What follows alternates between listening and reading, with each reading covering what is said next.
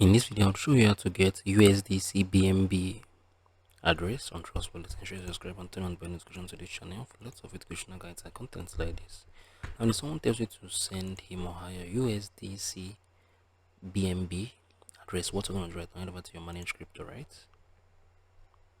Come on here, type in USDC. So the USDC BNB and the USDC BIP20, they are both different, right? So don't make this mistake if someone tells you to send your USDC address, right? The BIP20. So what we're gonna do right now,